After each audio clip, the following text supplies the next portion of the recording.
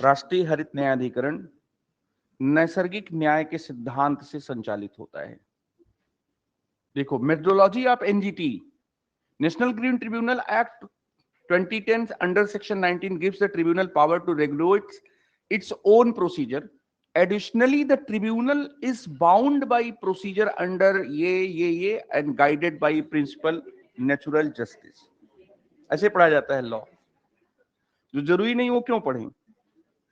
ये देख लो, principle of natural justice आ गया ना। प्रिंसिपल ऑफ नेचुरल जस्टिस ये पूछ दिया जाएगा, प्रीलिम्स में चकनाचूर हो जाएंगे लोग।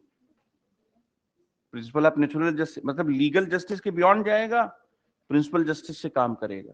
ये दोनों क्या है, ये लीगल जस्टिस को इंश्योर करते हैं। Code of civil procedure, Indian evidence act, तो ये एनजीटी है।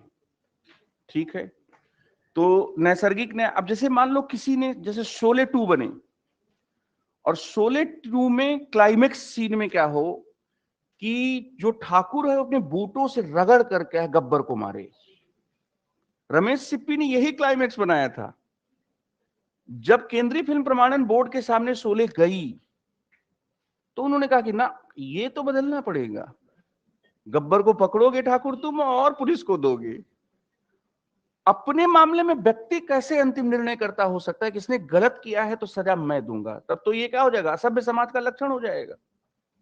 इसलिए नेचुरल जस्टिस ये कहता है कि स्वयं के मामले में व्यक्ति ही निर्णय करता नहीं हो सकता।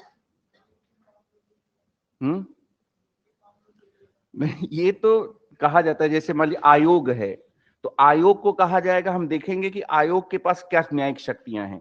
जैसे राष्ट्रीय अनुसूचित जाति आयोग है तो गवाही के लिए बुला सकता है, ये शक्ति उसको दी गई है, इसका मतलब उसको न्यायिक शक्तियां दी गई हैं।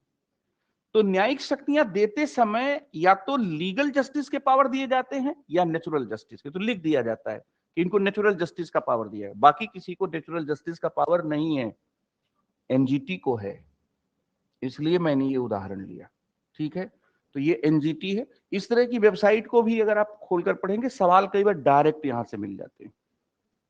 ट्रिब्यूनल जब पढ़ाया जाता है तो ट्रिब्यूनल में एनजीटी के बारे में भी थोड़ी जानकारी होनी चाहिए। एक दो सवाल इस पर भी पूछे गए हैं। तो ऐसे क्या है, ट्रिब्यूनल न्यायालय से कैसे अलग होते हैं? कोई एक अंतर बताइए, जल्दी से एक अंतर बताइए।